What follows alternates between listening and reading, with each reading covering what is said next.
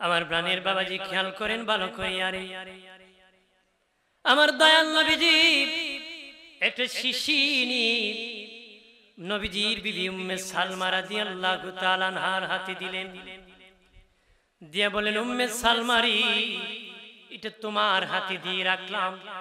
এই মাটি যেদিন ঘুণে পরিণত হবে সেদিন বুঝবা আমার নাতি ইমাম হুসাইন শহীদ হয়ে গেছে। যেহেতু মুহররম মাস চলতেছে, বললে কি খারাপ লাগবে?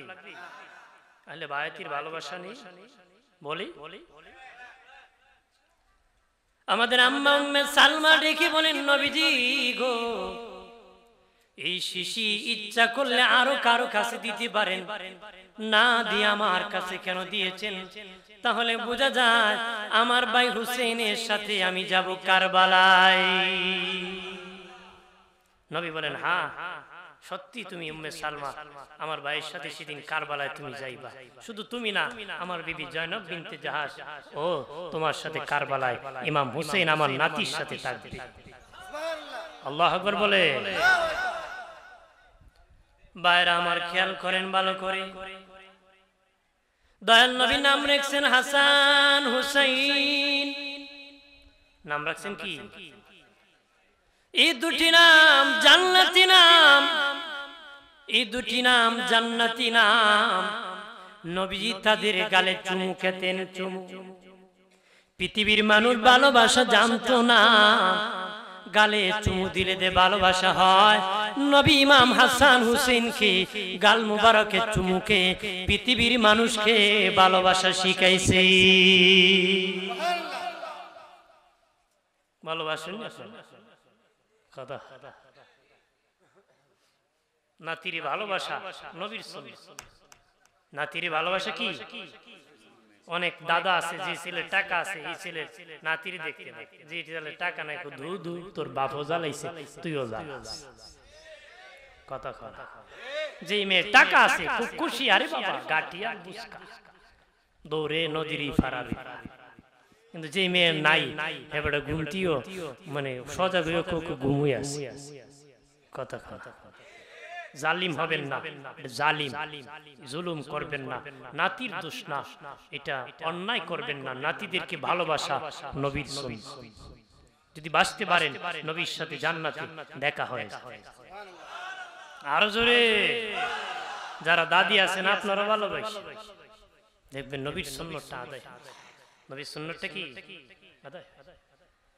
আমার প্রাণের দুস্থ বুজুর্গরা খেয়াল করেন ভালো করিয়া বাবাজি, তারা দুইজনকে নবী অনেক ভালোবাসতেন গো। কেমন ভালোবাসতেন নবীজি? একদিন ডেকে বলে, নানা ঘোড়া কিনে দিবানি? বাবাজি কোন নানা না চায় না নাতিরে কি কিনে দিবি? দাদা চায় নাতিরে কিনে দিবি, নানা চায় নাতিরে কিনে দিবি। নবী চায়, নবীর সম্বল নাই, কিভাবে দিবে গো, কিভাবে দিবি? একদিন দুই নাতি আসিয়া তাদের মায়ের কাছে কয়, মা আমাদের নানা কই গো? মা ডেকে বলে, মা ফাতেমা জোহরা ডেকে বলে, বাবা তোদের নানা মসজিদ নববীতে নামাজ পড়তেছি। নানা কই? মা কয়, তোর নানা আছে মসজিদ নববীতে। আপনার নাতিজি কো দাদা কেউ কো গিয়া দেখ শাস্টলো বিড়ি খাইতেছে। কথা কথা, ওই যে সুনামগঞ্জে বন্যা হয়েছিল না, এক বেটারে পাইছে পানির উপর ধুমা টানতেছে। কোসাস্তা বিড়ি পাইলে কয় মানে নাকি সাঁতার কেটে বেটা বিড়ি আনছে। 40 দিন না খেলে সমস্যা নাই, কইডা না খেলে কিলার হয়। কথা কথা, বেটা নীরব নিরিবিলি পরিবেশ, ইন্টারন্যাশনাল বাথরুমে বইয়ে বিড়ি কি কো কিলার না, খাটাস পায়খানার গন্ধ টান না বিড়ি গন্ধ টানে, আল্লাহ এরকম নোংরামি করবেন। ইমান নিয়ে মরতে পারবেন? ইমান বড় দামি, কারণ ধোঁয়া টানা অবস্থা আজরাইল আসলে রহমতের ফেরেশতা আসবে না। ইমান নিয়ে মরা সম্ভব? ওই বেড়া কো ফেরেশতা আইতো না, মরতাম না, বিড়ি খাওয়ালেই সারি। কথা আজরাইল উবাই সাহেব সারত আব্দুল আজিজ রহমতুল্লাহ আলাইহির সাথে এক খ্রিস্টান বাহাস করতে আসছিল। কি করতে আসছিল? বাহাস করতে। তে খ্রিস্টানে কুত্তা নিয়ে এসে, কুকুর নিয়ে। উনি জিজ্ঞেস করবে, বাহাস করতে আমার সাথে আসতো, কুকুর নিয়ে কেন আসতো? তোমার নবী কইছে কুকুর যেখানে ফিরিস্তা নাই সেখানে আজেল তো ফিরিস্তা, আমি কুকুর নিয়ে ঘুরে আইতো না মরতাম। কি কয় আইতো না?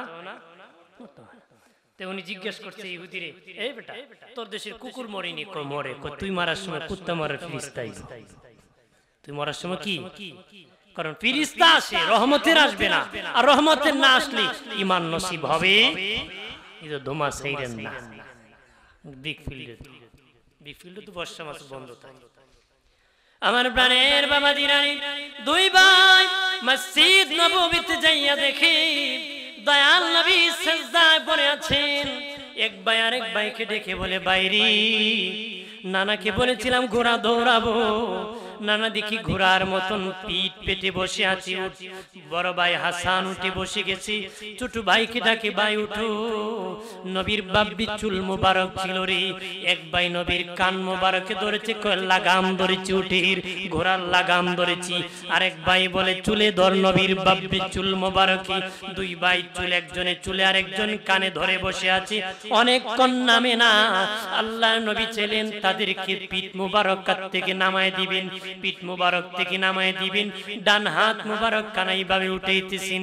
জিবরিল আমিন আসিয়া বলেন, ওগো দয়াল নবীজি, আল্লাহ বলে দিয়েছেন হাত উঠাইতে নিষেধ করেছেন। আমার আল্লাহর কাছে ভালো লাগতেছে তারা আপনার পিঠে বসে আছে। যতক্ষণ তারা দুজন আপনার পিঠ মুবারক থেকে নামবে না গো নবীজি, ততক্ষণ আপনি আপনার পিঠ মুবারক থেকে তাদেরকে নামায় দিবেন না। আল্লাহু আকবার বলে ততক্ষণ নামায় দিবেন।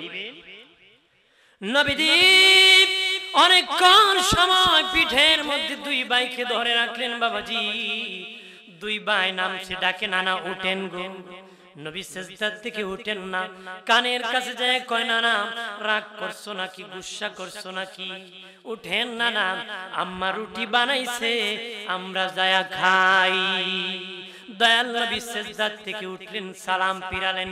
দুই ভাই নাতি দুইজনকে নিয়ে আম্মা জান ফাতেমাতুজ জোহরার হুজরার মধ্যে গেলেন, যে বাবা রুটি খাবেন।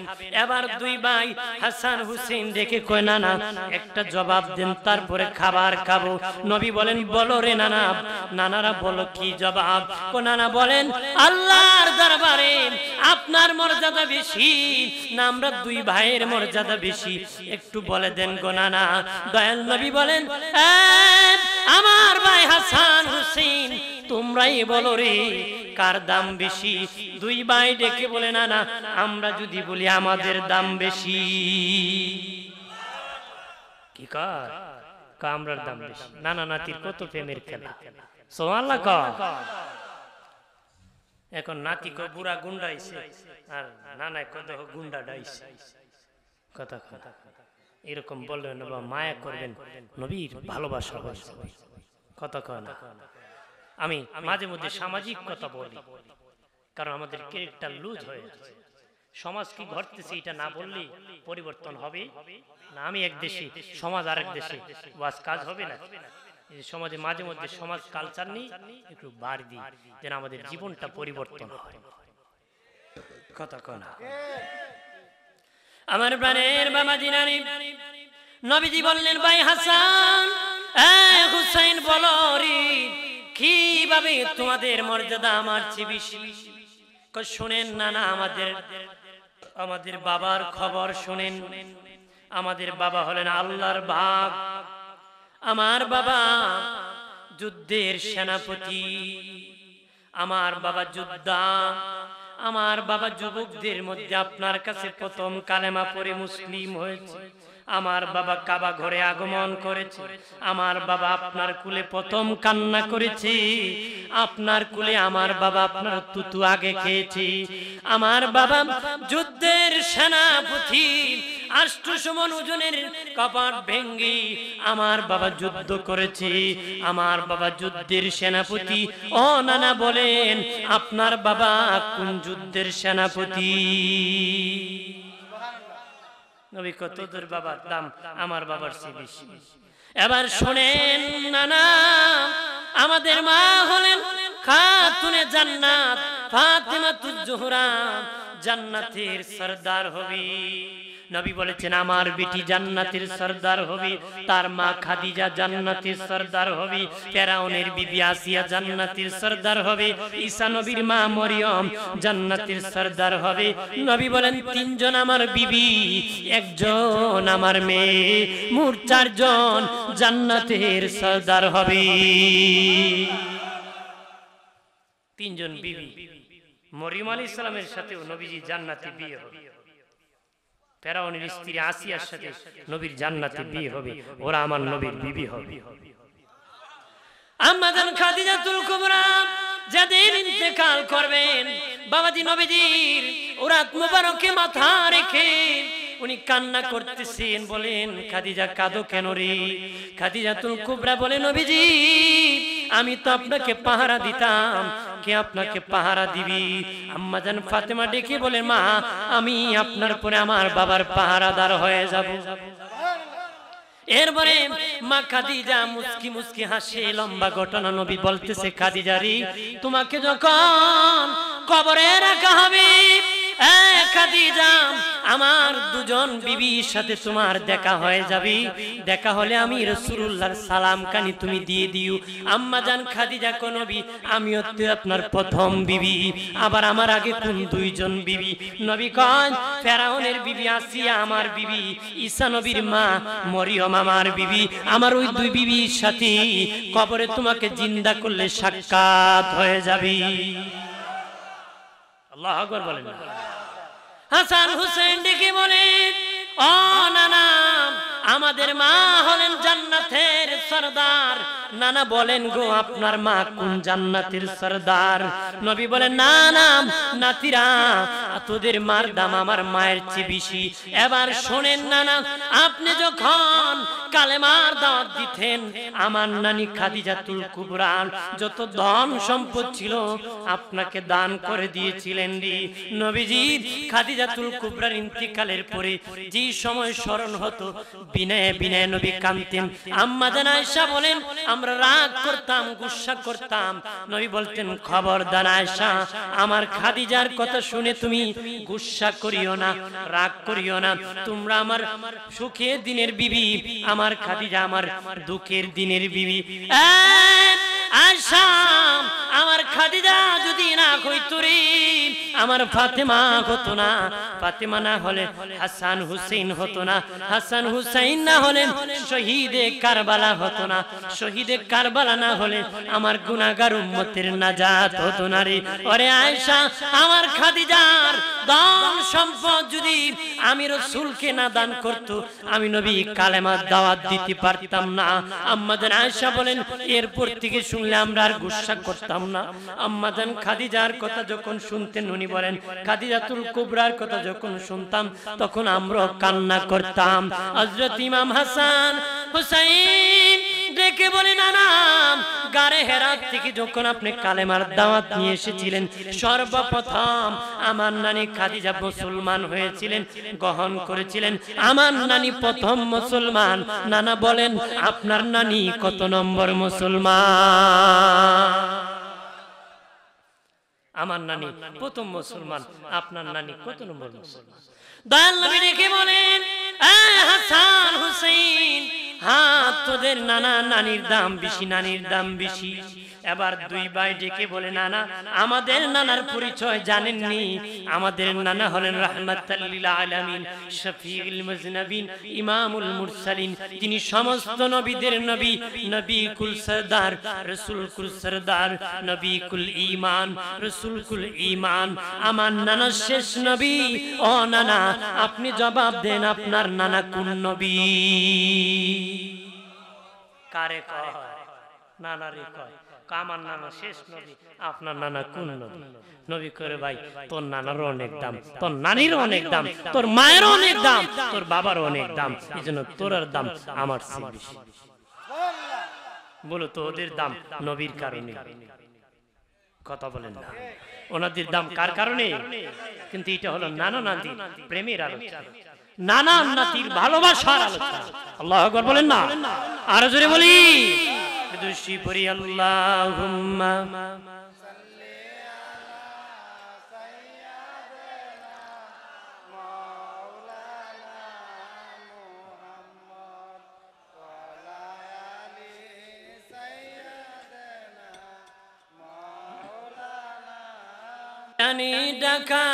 শিবির এবারে ঘর চারিতি গায়ের পোশাক কোলে কুলে সাদা কাফন পরিতি আল্লাহ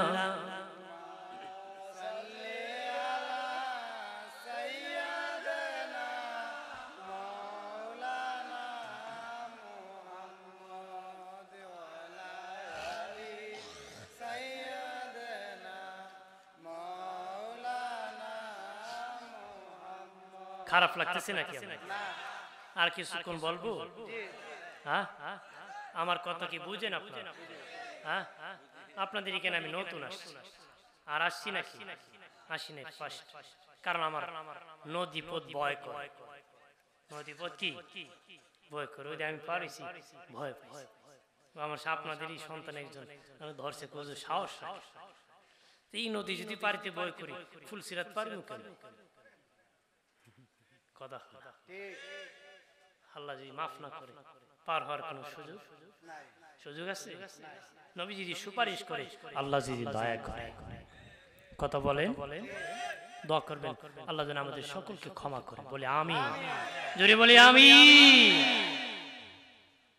ভালো লাগে আপনারা শুনতেছেন নীরব কম আর বেশি মনোযোগ দিয়ে শুনে তখন বক্তার আকর্ষণ ভালো লাগে আলহামদুলিল্লাহ জোরে বলি আলহামদুলিল্লাহ জোরে বলি মাশাআল্লাহ আমার প্রাণের বাবাজি এবার দুই ভাই ডেকে বলে না না আমাদের দুজনের বিচার করে দেন কি কয় ওগো নানা এবার বলেন ছোট ভাই হুসেনের দাম বেশি না আমার দাম বেশি আমরা দুজনের মধ্যে আল্লাহর দরবারে কার সম্মান বেশি নবী বলেন তোমরা দুজন আমাকে কালেমা পড়ে শোনাও দুজন কালেমা পড়ে শুনাইছি নবী বলতেছেন কসম খেয়ে বলি না তিরা হাসান যখন পড়ছি হুসাইন যখন পড়েছি হুসাইন যখন পড়েছি মনে হয় হাসান পড়েছি হাসান যখন পড়েছে হুসাইন পড়েছি দুজনের মধুর কণ্ঠে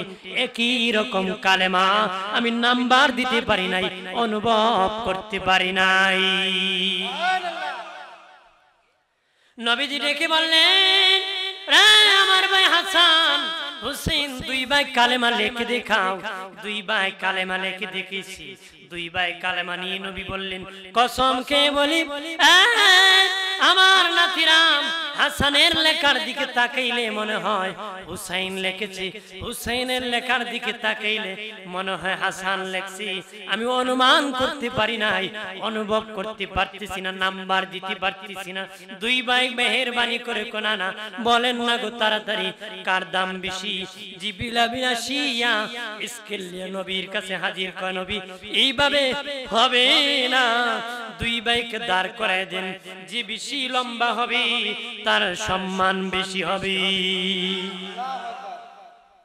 নবী ভাবছেন হাসান হলো হুসাইনের তুলনায় 11 মাসের বড় 11 মাসের কি তাহলে বড় ভাই তো একটু বড় হবে বড় ভাই তো একটু দুই ভাই যখন দাঁড়াইছে অনুমান করা যায় না রে কে বড় কে ছোট জিবরিল আমিন বলে নবীজি গো আল্লাহ স্কেল দিয়েছেন মাপ দেন স্কেল দিয়ে মাপ দেওয়া হলো জিবরিল বলে নবী দুনো ভাই সমান লম্বা সমান আমার আল্লাহ বলে দিয়েছেন দুনো ভাই সম্মান আল্লাহর দরবারে সমান সুবহানাল্লাহ বলি নবীজি বলেন তোমরা আমাকে ভালোবাসো আল্লাহর জন্য রে ওরে আমার উম্মতেরা তোমরা আমাকে ভালোবাসো আল্লাহর জন্য আর আমার আহলে বায়াতকে ভালোবাসবা আমি রাসূলের জন্য আমার আহলে বায়াতকে ভালোবাসবা আমি রাসূলের জন্য দয়াল নবী বলেন ও মালিক আমি আমার আহলে বায়াতকে ভালোবাসি তুমিও আমার আহলে বায়াতকে ভালোবাসো আল্লাহ গো আমি আমার আহলে বায়াতকে ভালোবাসি আল্লাহ তুমিও আমার আহলে বায়াতকে ভালোবাসো আমার আহলে বায়াতকে যারা ভালোবাসবি আল্লাহ গো তুমিও তাদেরকে ভালোবাসো এরপরে দয়াল নবী বলেন আমার আহলে বায়াত নূহ নবীর নৌকার মতন, নূহ নবীর নৌকার মতন, নূহ নবীর নৌকার মতন। আহলে বায়াত নবী বলেন নূহ নবীর নৌকা যারা উঠেছিল প্রাণে বেঁচে গিয়েছিল, আমার আহলে বায়াতের নৌকা যারা উঠবি কিয়ামতের দিন তারা প্রাণে বেঁচে আমার আল্লাহর জান্নাতের মেহমান হয়ে যাবে। আরো জোরে বলি, আমার বানের বাবাজি দয়াল নবী যেদিন বিদায় হয়ে গিয়েছিলেন, বিদায় হয়ে যাবেন, মালাকুল মউত এসেছে, দুজন ব্যক্তি বেশি কান্না করেছিলেন, একজন পুরুষ আর একজন মহিলা। পুরুষের মধ্যে হযরত বেলাল হাবশী বেশি কান্না করেছিলেন, মহিলাদের মধ্যে আম্মা জান ফাতেমাতুজ জোহরা বেশি কান্না করেছিলেন। দয়াল নবী মা ফাতেমার কানে কানে কি জানি বলেছেন, উনি কান্না বন্ধ করে দিয়েছে। আম্মা জান আয়েশা বলেন, এ ফাতেমা, দয়াল নবী কান্না করেছো নবীর জন্য, কিন্তু নবী কানাকানি বলার পরে তুমি কান্না বন্ধ করলা কেন? আম্মা জান ফাতেমা বলেন, আমার বাবা বলেছে মা কাঁদিস না, তুই কাঁদলে আমার কষ্ট লাগে রে, আমার বিদায়ের পরে সর্বপ্রথম তুই মায়ের সাথে আমি বাবার দেখা হবে, আমার দেখা হয়ে যাবে, আমার কান্নার বিষয় না, আমার বাবা আমাকে সাক্ষাৎ দিবে। আমার প্রাণের বাবাজি দয়াল নবীকে আম্মা জান আয়েশার হুজরায় রাখা হয়। তারা দুই ভাই নবীজি রোজায় যায় উঠে বসে থাকতো, উপরে উঠে শুয়ে থাকতো, নবীজি রোজার উপর শুয়ে থাকতো, তারা উপর থেকে কথা বলতো, নবী রওজার থেকে জবাব দিত, নবীজি রওজার থেকে কথা বলতেন, তারা উপর থেকে জবাব দিত। একদিন সকাল বেলা নবীর রওজার উপর তারা শুয়ে পড়েছে, নবী বলেন, আমার ভাই হাসান হুসেইন রে, অন্যদিন আমার সাথে কথা বলতে পারবি, তোরা মা হারে ফেলবি রে, তোদের মাসকে বিদায় হয়ে যাবে, দৌড়াইয়া যা মায়ের সাথে সাক্ষাৎ কর, তোর মা শেষ বিদায় হয়ে যাবে। ওই দিন সাহারির সময় আলী রাদিয়াল্লাহু তাআলা আনহু আম্মা জান ফাতেমাতুজ জোহরা রাদিয়াল্লাহু তাআলা আনহা দুজন মিলে সাহারি খেয়েছেন, রোজা রেখেছেন। হযরত আলী নামাজ পড়াইতে গিয়েছেন মসজিদে, উনি নামাজ পড়ে অন্য দিন আসিয়া দেখি মা ফাতেমাতুজ জোহরা নামাজের বিছানায় তাসবিহ পড়তেছে। এই দিন আসিয়া দেখি মা ফাতেমা আটার কাই করছে, কাপড় ভিজেছে। ডেকে বলেন, ফাতেমা, এ ফাতেমা, নামাজের বিছানা ছাড়িয়া কেন আটার কাই করতেছো, কাপড় কেন ভিজেছে? তো আম্মা জান ফাতেমা চোখের পানি ছেড়ে কয়, ও আমার স্বামী, আমার বাবার সাথে আমার সাক্ষাৎ হয়েছে, আমার আব্বা বলেছে, এ মা ফাতেমা, সাহারি খাইছো আলীর সাথে দুনিয়ায়, ইফতার করবা বাবার সাথে তুমি জান্নাতি। সাহারি খাইছো আলীর সাথে দুনিয়ায়, আর ইফতার করবা বাবার সাথে জান্নাতি। নিশ্চিত ইফতারের আগে আমি ইন্তেকাল হয়ে যাব। স্বামী জীবনে অনেক ওযু করছি, ওযু আপনাকে করাই দিয়েছি। কিতাবে এসেছে প্রতি ফজরের ওযু মা ফাতেমা হযরত আলীকে ওযুটা করাই দিতেন। ডাকিয়া বলেন, ওগো স্বামী, আমার স্বামী, জীবনে অনেক ওযু করছি, শেষ ওযুটা করাই দিলাম। জীবনে চলতে অনেক ভুল করতে পারি গো, মনে কষ্ট নিবেন না, কিয়ামতের দিন আমার বাবার সামনে লজ্জায় ফেলে দিবেন, মেহেরবানি করে ক্ষমা করে দিবেন। হযরত আলীও চোখের পানি ছেড়ে, ফাতেমা, আমার লজ্জা দিও না, আমার শরম দিও না রে ফাতেমা। কত ধনীরা তোমাকে বিয়ের প্রস্তাব দিয়েছি, নবী বিয়ে দেয় নাই। আমি গরিব আলীর কাছে নবী বিয়ে দিয়েছি। জীবনে একটা ভালো কাপড় দিতে পারি না, ভালো খাবার খাওয়াইতে পারি না, জীবনে ভালো করে আদর করতে পারি। এই দুঃখী কিয়ামতের দিন নবীর সামনে আমারে লজ্জা দিও না রে। ইমাম হাসান হুসাইন দুই ভাই আসিয়া দেখে মার বাবা কান্দে, মা গো কাঁদো কেন গো? ডেকে বলে, বাবা আমি চলে যাব, জীবনের শেষ গোসল তোদেরকে করাই দিতেছি। মা কই যাইবা? আমাকে নিবা না, ভাইয়াকে নিবা না? আব্বাকে নিবা না? না বাবারে আমি এমন জায়গায় দিব যাব কাউকে নিব না রে। গোসল করালেন, তাদেরকে দিয়ে দিলেন। আর বাবা জোহরের পরে প্রচন্ড জ্বর বেড়ে গেল। ডেকে বললেন, আমার বাবা হাসান হুসাইন, শোনে না, তোমার বাবা আলীর বিবাহের মোহরের টাকা আমি ক্ষমা করে দিয়েছি রে, একমাত্র আমার বাবার গুনাহগার উম্মতের জন্য রে। আমার বাবার গুনাহগার উম্মতের জন্য তোমার বাবা আলীর বিবাহের মোহরের টাকা আমি ফাতেমা ক্ষমা করে দিয়েছি। শুনে নাও হাসান হুসেন, তোদেরকে আমার নানার আমার বাবার উম্মতের জন্য দান করে দিয়েছি। উনি নামাজের বিছানায় বসে কল্লা, আমি ফাতেমার জীবনের যত ইবাদত করেছি সব আমার বাবার উম্মতের জন্য আমি দিয়ে দিছি। আমার বাবাকে তুমি কান্দায়ও না। জোর বাড়তি বাড়তি এবার ডেকে বলেন, আলী রে, আমার প্রাণের স্বামী, শুনে নাও, আমি যখন ইন্তেকাল হয়ে যাব, রাতি অন্ধকারে দাফন করে দিবা, আর খবর দিবা না, বেগানা পুরুষকে দেখাবা না। টিকি রাত্রি ইন্তেকাল যখন বাবা হয়ে গেলেন তখন কেমনে দাফন করবেন? হাসান হুসেন ছোট্ট মানুষ, খাটিয়া ধরতে পারে না। হযরত আলী একা তো লাশ নিতে পারে না রে, একা সম্ভব? উনি দাঁড়ায়া চিন্তা করতেছেন কিভাবে লাশ দাফন করবি। তখন একজন সাহাবী দাঁড়াইলেন, যার নাম আবু যার গিফারি রাদিয়াল্লাহু তাআলা আনহু। বলেন, আলী আমি দাঁড়াইলাম, ফাতেমাকে দাফন করব। হযরত আলী বলেন, তোমাকে তো দাওয়াত করি নাই, তুমি কেন এসেছো? আবু যার গিফারি কয়, আলী বিনা দাওয়াতে আসি নাই। রাত্রি যখন নামাজ পড়ে খায় যখন শুয়ে পড়েছি, আমার নূরের নবী আমাকে দাফন করার জন্য দাওয়াত করছি। দুজন মিলে দাফন করে দিয়েছেন। আর বাবাজি কবরের মাটি মেশক হয়ে গিয়েছিল রে। আর জোরে বলি, বাবাজি নানাও নাই, তাদের মা না, মন মরা বাবা আছে দুই ভাই। হযরত আলী রাদিয়াল্লাহু তাআলা আনহু কুফার মসজিদে ফজরের নামাজের ইমামতি করতে গিয়েছেন। উনি দেখলেন নতুন কিছু মুসল্লি সামনে এসে গিয়েছে বাবাজি। তারা যখন উনি প্রথম রাকাত পড়ালেন, দ্বিতীয় রাকাতের সিজদায় যখন গেলেন, নামাজের মধ্যে অতর্কিত আঘাত শুরু হয়ে গেল। নামাজের মধ্যে বাবাজি চাকু দিয়া আঘাত করা শুরু করলো রে। আঘাত করতে করতে একটা আঘাত কান বরাবর মাথায় লেগে গেছে, ছিদ্রি হয়ে গেছে, রক্ত গড়িয়া গড়িয়া সাদা দাড়ি লাল হতেছে।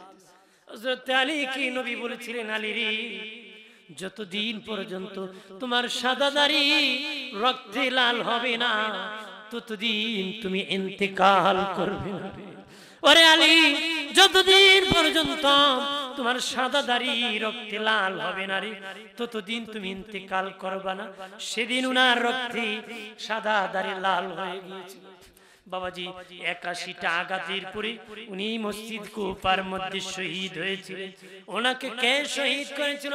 আব্দুর রহমান মঞ্জিল খারিজি কিতাবের মধ্যে লিখেছি, তার লম্বা দাড়ি ছিল বাবাজি, মাথায় বড় পাগড়ি থাকতো, লম্বা জুব্বা থাকতো, উপরে আবা পরিধান থাকতো, কোমরের মধ্যে প্রতিদিন দুটা চাকু রাখতো। আর আলী রাদিয়াল্লাহু তাআলা আনহুর পিছে নামাজ পড়তো আর চাকু রাখতো, যদি সুযোগ পায় আলীকে হত্যা করে দিব। নাউজুবিল্লাহ। কেমন মুসলিম চাকু রাখতো যে আলীর ইমামকে খলিফাকে হত্যা করে। ঠিক প্রাণের বাবাজি ওই আব্দুর রহমান মঞ্জিল খারিজি হযরত আলী রাদিয়াল্লাহু তাআলা আনহুকে শহীদ করার পরে ৩ দিন তাকে জেলখানায় বন্দী করা হয়েছিল। ৩ দিন পর্যন্ত জেলখানায় বন্দী রাখা হয়েছিল বাবাজি। ৩ দিন পরে ইমাম হাসান হুসেন এসেছেন বিচার করবেন। প্রথম তার একটা পা কাটা হলো, পা যেই কাটা হলো সে আল্লাহ আল্লাহ আল্লাহ এইরকম ভাবে চিৎকার করতেছে, আল্লাহর নাম নিতেছে। তারা কয়, তুই কোন আল্লাহর জিকির করস? খলিফাকে শহীদ করেছ নামাজের মধ্যে, সে আল্লাহ আল্লাহ আওয়াজ করতেছি, হাত কেটে দিয়েছে, আবার জোরে জোরে আল্লাহ আল্লাহ বলতেছি, দুটো চোখ খুলে ফেলছে। ওই আব্দুর রহমান মঞ্জিল খারিজি আবার আল্লাহ আল্লাহর আওয়াজ আরো বেশি করে করতেছি। কিতাবে এসেছি রাত্রে যখন সে ঘুমাইতো তখন তার জিহ্বা আল্লাহ আল্লাহ করতো রে। কিন্তু দুশমনের রাসূল, গুস্তাখের রাসূল বাবাজি আহলে বায়াতের সাথে তার দুশমনি ছিল রে। এ প্রাণের বাবাজি, তখন সাহাবীরা বললেন, তুমি ইসলামের একজন খলিফাকে শহীদ করেছো, আবার কোন আল্লাহকে তুমি ডাকতেছো? সে কো, আমি কোন খলিফাকে শহীদ করি নাই, আমি তো একটা কাফিরকে হত্যা করেছি। একটু চিল্লায় বলি নাউজুবিল্লাহ। খারিজিরা এরা সারা কেউ মুসলমান মনে করে, খারিজিরা এরা সারা কেউ মুসলমান, ইসলামের খলিফার কাফির হত্যা করছে, যিনি পাক পাঞ্জাতনের একজন। কথা বলেন ঠিক কিনা? জোরে বলে। উনি নাকি মুসলমান, ওর কি মুসলমানের দ্বারে কাছে আছে? বেঈমান, জাহান্নামী। কথা বলেন ঠিক কিনা? দুই ভাই বড় মন মরা বাবাজি, মা নাই বাবা নাই নানা নাই, দুই ভাই বড় মন মরারি। নবীজি বলেছেন আমার খেলাফত থাকবে 30 বছর।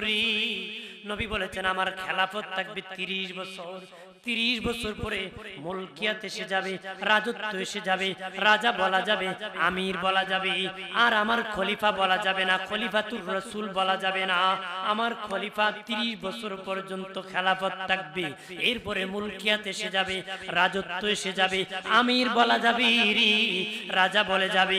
হযরত আলী রাদিয়াল্লাহু তাআলা আনহু যেদিন শহীদ হয়েছিলেন 30 বছর পূরণের আরো 6 মাস বাকি ছিল।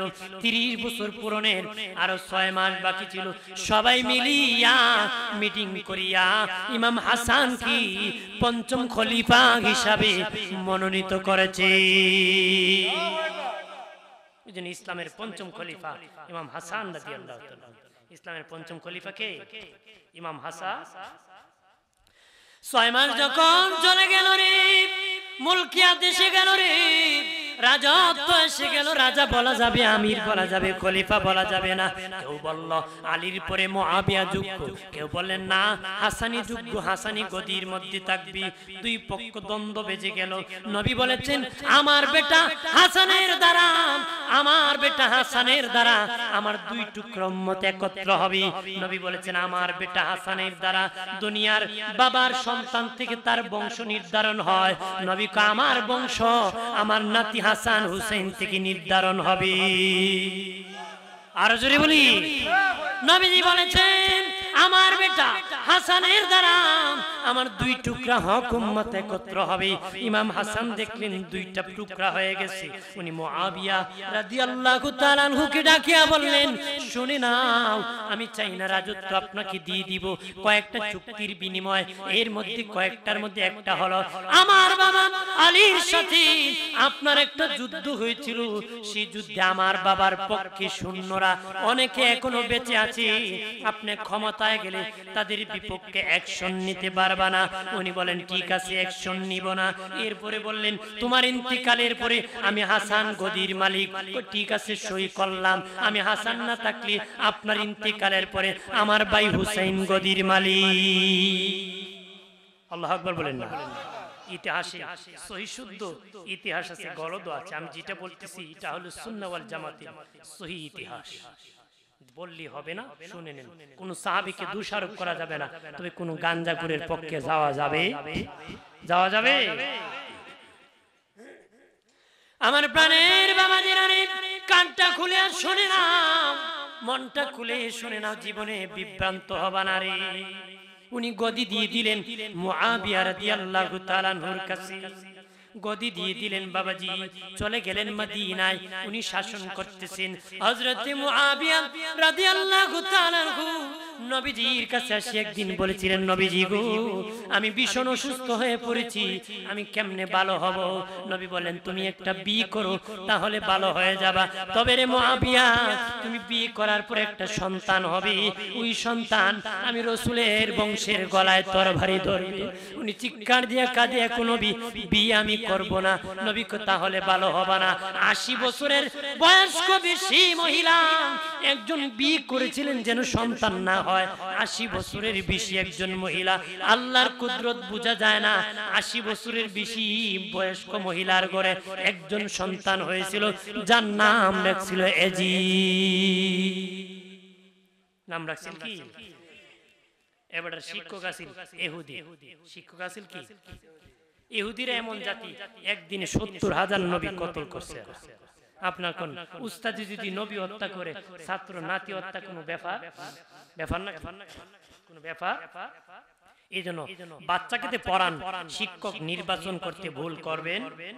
ছোট মানুষ ফরক দেন বেটা, এবারে এর ফলে ফুলটি মেরে দেয়, কথা কয় না, জোরে কা ওই দেন। আমি পাশের গ্রামে গেছি দাওয়াত, না মারা গেছে একজন, গেছি ওই বেটার মেয়ের ঘরে একটা নাতি ভর্তি করছে কৌমি মাদ্রাসা, মনে করেন 1 সপ্তাহ এবার পরিবার শুননি, নিজেও শুনি ও শুনি। 1 সপ্তাহ পরে যখন এর আত্মীয় মারা গেছে জানা যায়, এর নানা রেখো, নানা তুমি ওয়াবি না শুনি? কি শুননি? নানা কো এটা কি? আমি শুননি। তুই কি দেখো? আমি ওয়াবি। কি দেখো? আমি ওয়াবি। ওয়াবুল্লাহ আল্লাহর দল। মানে হেরে 1 সপ্তাহ আগে আউযুবিল্লাহ বিসমিল্লাহ আগে আগে ইটেই গেছে, কথা কয় না। কারণ মাটি যখন কাদা থাকে, যেদিকে ঠেলবেন সেদিকে যায়। পাতিল শক্ত হলে বাড়ি মার বাং, হয়তো বাং নাহলে আমরা মালিশ করি। এজন্য বাচ্চা নরম থাকতে ঠিক করতে হবে, শক্ত হইলে পারবা। যে ছোট বয়সে উস্তাদ নির্বাচন করতে ভুল করবে। আমার প্রাণের বাবাজিরা রে, ও দুস্থ বুজুর্গরা, খেয়াল করেন ভালো করিয়া। ইয়াজিদ যখন বড় হতে লাগলো, তার বংশীয় লোকেরা বলে, ইয়াজিদ জানো নি রে, তোমার বাবার ইন্তিকালের পরে কে গদির মালিক? আমার বাবার পরে আমি। না না, তোমার বাবার সাথে হাসানের চুক্তি আছে, তোমার বাবার পরে হাসান গদির মালিক। তাহলে তো আমি হতে পারবো না। ষড়যন্ত্র শুরু করলো, ইমাম হাসানকে কিভাবে শহীদ করা যায়। গদির পাগল, কের পাগল? কথা হয় না। গদির পাগল হলে ইমাম হাসান উক্তি দিতেন না মুয়াবিয়ার। ওনার পক্ষে লোক কম ছিল না, কিন্তু এজিদ তো পাপিষ্ট, ওনাকে দেওয়ার কোনো সুযোগ, ওকে দেওয়ার কোনো সুযোগ কেমনে গদি নিত এই চিন্তা। পাকিস্তানের সাবেক প্রধানমন্ত্রীর নাম কি ভুট্টো জানি আছে, বেনজির নাকি ভুট্টো আছিল না? তো হেবাটা খালি তসবিহ বিলে করতো। ভারতের একজন আলেম ওনার কিতাব লেখছে, সবসময় তসবিহ আর এমনি পড়তো, খালি কুড়া দৌড়ে। কয় বেটা যে একজন জিজ্ঞেস করছে, বাদশা আপনি কি তসবিহ পড়েন? আমি আয়াতুল কুরসি পড়ি। কি পড়ে? আয়াতুল কুরসি। আয়াতুল কুরসি তো অনেক লম্বা, আপনি গুডি বেজান মারেন? আমি তো সব পড়ি না, আমি পড়ি কুরসি কুরসি কুরসি কুরসি, গদি গদি গদি। কথা খান যেন গদির লোক মারাত্মক লোক, কথা খান জোরে কা। এই জন্য কাম খায়ো জাম খায়ো তেতুই খায়ো না, তেতুই খাইলে অসুখ হবে রে, ডাক্তার পাইবা না রে। বেশি খায়ো না ভাই সাহেব, পথ পাইবা না, কথা খানা। যতটুকু সীমানার ভিতরে তাকে ভালো, কথা খানা। আমার প্রাণের বাবাজি খেয়াল করেন ভালো করিয়া। ইয়াজিদ চক্রান্ত শুরু করলাম, ইমাম হাসানকে কিভাবে শহীদ করা যায়। বাবাজি এক বেঈমান মারওয়ান নামক বেঈমানকে ভাড়া করছে। হে বাবাজি, মদিনার এক দাসীরে ভাড়া করছে, বান্দিরে। ওই দাসী কি করছে, ইমাম হাসানের ছোট্ট বিবির ঘরের সাথে সম্পর্ক লাগাইছে। ইমাম হাসান রাদিয়াল্লাহু তাআলা আনহু দুজন বিবি ছিলেন, বড় বিবি ছোট বিবি। ছোট বিবির বয়স কম ছিল, বুঝ কম ছিল। ওই দাসী ওই ঘরের সাথে সম্পর্ক লাগালো। ইমাম হাসানকে কিভাবে বিষ খাওয়ানো যায়, ওই দাসীর মাধ্যমে বাবাজি প্রথম দিন বিষ দেওয়া হলো। প্রথম দিন বিষ খেয়ে ফেলছেন, পানি মনে করে খেয়েছেন। আল্লাহর নবী রোজায় গিয়েছেন, নবী হাত বুলিয়ে দিয়েছে, ইমাম হাসান ভালো হয়ে গেছে। দ্বিতীয় দিন আবার খেয়েছেন, আবার নবী রোজায় গিয়েছে, ভালো হয়ে গেছে। তৃতীয় দিন কাজ গুঁড়া করে বাবা ফিনিশিং করে একদম বিষ মিশ্রিত দিয়েছি। উনি যখন খেয়েছেন বাবাজি রক্ত বমি শুরু হয়ে গেছে, রক্ত বমি। ছেলে কাসেমকে ডেকে বলেন, বাবা কাসেম, আমার ভাই হুসেন কই? তাড়াতাড়ি ডাক দাও, আমি মনে হয় বাঁচবো না। ইমাম কাসিম যায় দেখি নবীজির রোজা ইমাম হুসাইন কাঁদতেছি, চাচু আমার আব্বার অবস্থা ভালো না, তাড়াতাড়ি চলেন। ইমাম হুসেন আসিয়ে দেখি ইমাম হাসান কান্না করতেছে, বাইরে দুই ভাই জোরের কবুতরের মতন ছিলাম, আজকে আমি বিদায় হয়ে যেতেছি রে ভাই। ভাই হুসাইন, শত্রুর অভাব নাই, দুশ্মনের অভাব নাই, সাবধানে চলতে হবে রে ভাই। ও ভাই, আমার মেয়ে তোমার মেয়ে সকিনা যেদিন বড় হবে, আমার বেটা কাসিম যেদিন বড় হবে, তোমার মেয়ে সকিনাকে আমার কাসিমের কাছে বিয়ে দিও, আমার কাসিম রে তুমি জামাই বানাই। ও ভাই রে, এমন দারুণ বিষ ভাই খাওয়াইলো আমারে, বিষের চুটেতে বাইরে চিরে যায় কলিজা। ও ভাই হুসেন রে, ডাকিতেছি নানাজি আমার। ও ভাই রে, আল্লাহ যেদিন নানার পাপী উম্মত দিবেন দুজকেতে, তখন মাফ করাবো গুনাহ তাদের মুদের শহীদের বরকতে। ও ভাই হুসেন রে, ডাকিতেছে নানাজি আমার। ও ভাই রে, শেষ সালাম দিয়া আমি বিদায় হয়ে যা, ওই সালামের জবাব যেন বাইরে, ওই সালামের জবাব যেন বাইরে কাল হাসরের দিন পাই। ও ভাই হুসেন রে, ডাকিতেছে নানাজি আমার। এই বলতে বলতে ইমাম হাসান শহীদ হয়ে যান মদিনায় জান্নাতুল বাকিতে, মা ফাতেমার পাশে ওনাকে রওজা মুবারক করা হয়। ইমাম হুসেন পুরো মনমরা। এইদিকে হযরতে মুআবিয়া রাদিয়াল্লাহু তাআলা অসুস্থ হয়ে বিছানায় পড়ে গেছেন বাবাজি। তখন উনি চিঠি লিখছেন মদিনায় ইমাম হুসাইনের কাছে, হুসাইন তোমার ভাই হাসানের সাথে আমার চুক্তি ছিল, আমার পরে তোমার ভাই গদির মালিক, কিন্তু তোমার ভাই নাই, চুক্তি ছিল না থাকলে তুমি হুসাইন মালিক। এবার আসো তাড়াতাড়ি করে তোমাকে গদি আমি বুঝিয়ে দিব, আমি অসুস্থ হয়ে পড়েছি। যে লোকের কাছে চিঠিখানা হযরত মুআবিয়া রাদিয়াল্লাহু তাআলা দিয়েছিলেন, ওই লোকটাকে এজিদ বাবা ধমকি দিয়েছি, তার কাছ থেকে চিঠি নিয়ে গেছি মদিনায়। চিঠি পৌঁছতে দেয় নাই বাবাজি, তার বাবা কি বাবা ইন্তিকাল হয়ে গেছেন মদিনায়, খবর দেয় নাই, গোপনে দাফন করে দিয়েছি, গোপনে দাফন করে দিয়েছি। রাষ্ট্রে বলেছে, আমার বাবা বলেছেন দেশ চালাও, ক্ষমতা হাতে নিয়ে কয় আমার বাবা আমাকে খেলাফত দিয়েছি, আমি দেশ চালাইতেছি। নাউজুবিল্লাহ বলেন, জোরে বলি।